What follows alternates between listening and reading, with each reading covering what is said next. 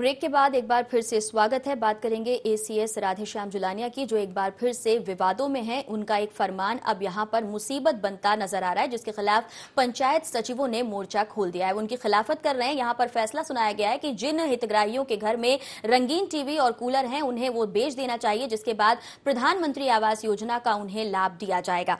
तो एसीएस राधेश्याम जुलानिया का अजीबोगरीब फरमान आया है। वीडियो कॉन्फ्रेंसिंग कर अधिकारियों को निर्देश दिए गए कि लोगों के घरों का फ्रिज और रंगीन टीवी बिकवा दिया जाए, उनके नाम गरीबी रेखा में जोड़े जाएं और पीएम आवास योजना का लाभ उन्हें दिया जाए। और इस फरमान के बाद पंचायत सचिवों ने मोर्चा खोला है। उन्होंने कहा है कि ये फैसला गलत है। इसके साथ ही कांग्रेस के साथ मंत्री ओम प्रकाश धुर्वे ने भी फैसले को गलत बताया है।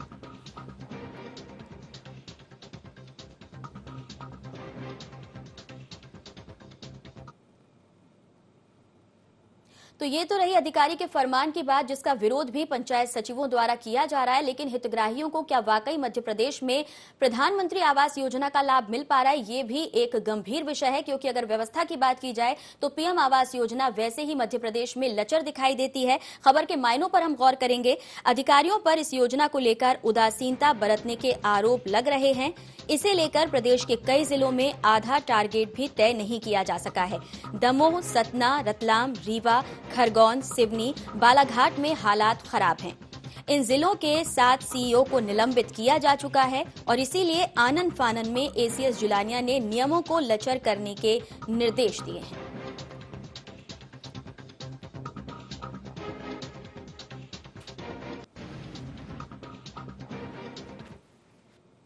तो यहां पर अगर देखा जाए तो जुलानिया साहब का एक और विवादित बयान आया, जिसमें उन्होंने अधिकारियों को निर्देश दिए हैं। साथ ही पंचायत सचिव जो हैं वो उनसे नाराज नजर आ रहे हैं। इस पर हम चर्चा करेंगे।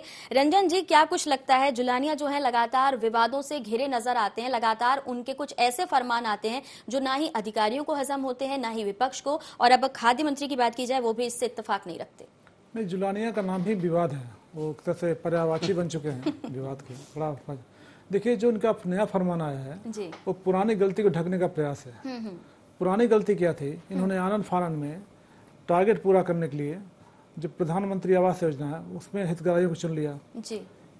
बहुत से ऐसे हितग्राही थे उसमें उन्होंने, लेकिन एक चीज नहीं देखा, हितग्राही जो होने चाहिए उसमें किसको नहीं होना है। जैसे किसी के पास फ्रिज है तो हितग्राही नहीं हो सकता, टीवी है नहीं हो सकता, बाइक है नहीं हो सकता, 10 एकड़ जमीन नहीं हो सकता। तो जो क्राइटेरिया है जिसमें निकालना था, तो डूज देखा, डोंट्स नहीं देखा इन लोगों ने।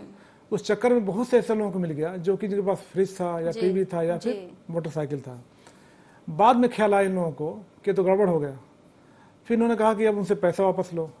उसमें बहुत से ऐसे लोग थे नाजनीन जो कि पैसा ले चुके थे और मकान गिरा चुके थे। छोटा मकान है, बिल्कुल बिल्कुल 2 किस्त मिल गई, मकान गिरा दिया, मकान तैयार कर रहे हैं। फिर अब उसमें आ गया कि आप पैसा वापस करो, नहीं तो आप क्रिमिनल एक्शन फेस करोगे। आप कुछ लोग ऐसे भी थे सर उसमें जिन्होंने जब पैसा मिला उससे बच्चों की शादियां करवा दी और उन्होंने मकान भी तोड़ लिया। वो भी है।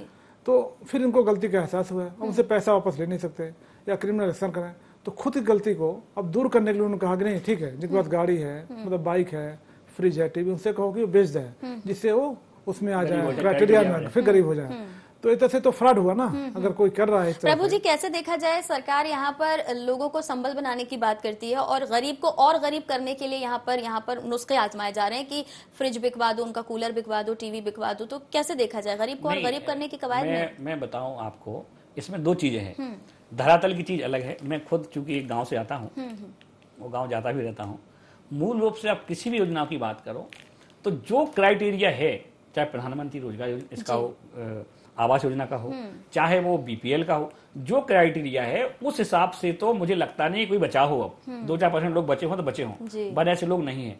तो अधिकांश योजनाओं का लाभ वही लोग ले रहे हैं जिनके पास पहले से मकान है। सही है, तो यही भी सही है कि उनके घर में कलर टीवी हैं, उनके घर में गाड़ियां हैं। अभी मैं देख रहा था फेसबुक पे फोटो, एक सीमेंटेड मकान पे शिवपुरी का था, वो उस पर लिखा है बीपीएल, नंबर डाला है उसका। तो बड़ा विरोध हो रहा है कि नंबर क्यों डाला, लेकिन इस बात की चर्चा नहीं हो रही है कि जिसका मकान 3 मंजिला है, पक्का मकान है, वो बीपीएल में कैसे आ गया। जी, तो क्या ये माना जाए सर कि मॉनिटरिंग का अभाव है कि जैसे पिताजी या दादाजी बीपीएल कार्ड धारक थे लेकिन बाद में बच्चों की नौकरियां लग गई? होता ये है कि पिताजी के नाम जमीन होती है, बच्चों के नाम गाँव की तरफ जमीन ट्रांसफर तब होती है जब पिता की डेथ हो जाए, इसके बाद भी ट्रांसफर हो पाती है। इस बीच बेटों की शादियां हो जाती हैं, तो पिता तो अमीर रहता है पर वो चारों बेटे बीपीएल में आ जाते हैं।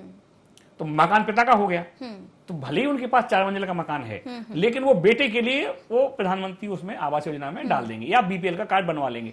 यही कहानी बीपीएल में हो रही है, चाहे वो राशन का वितरण हो, यही कहानी इसमें हुई आवास योजना में।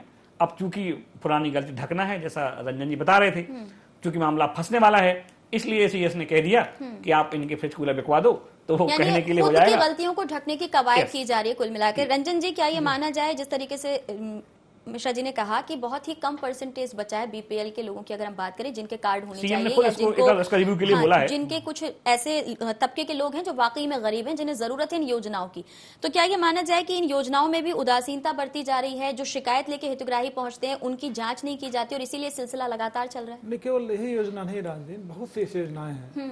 देखिए, अगर अभी जो दीनदयाल जन शताब्दी वर्ष चल रहा है जी, वो जो दीनदयाल फिलॉसफी है वो अंत्योदय की फिलॉसफी है कि जो अंतिम रो में हो, लास्ट रो में हो, उसको फायदा पहुंचाओ। तो जब भी अच्छा फायदा लिमिटेड है ना, जो फंड आता है वो है अक्षम लोग लिए, सक्षम नहीं है। तो अगर जो फायदा है अगर वो सक्षम लोग पास जाएगा तो जो अक्षम लोग हैं, जो पैसे नहीं हैं, वो उससे वंचित रह जाएंगे। तो दिक्कत है कि जो भी ऐसे प्रोग्राम आते हैं, प्लान स्कीम्स आती हैं, वो फायदा फिर वही उन्हीं ले जाते हैं जो कि सक्षम लोग हैं। और ऐसा उसका खुद के वजह से नहीं होता है, पूरा काकस होता है, उसमें पटवारी भी है, तहसीलदार भी है, एसडीएम भी, सब मिला जुला कुश्ती होती है। तो इस दुर्भाग्य है कि जो दुखी है, जो बेचारा किनारे है, वंचित पड़ा हुआ है, उसको फायदा नहीं होता। इसकी में ही हुआ कि सबसे बड़ा क्वेश्चन है कि आपने जो बेनिफिशियरी चुना वो कैसे चुना, और अगर बेनिफिशियरी चुना आपने, तो अगर आपने गलती किया तो गलती की जिम्मेदारी किसकी होगी?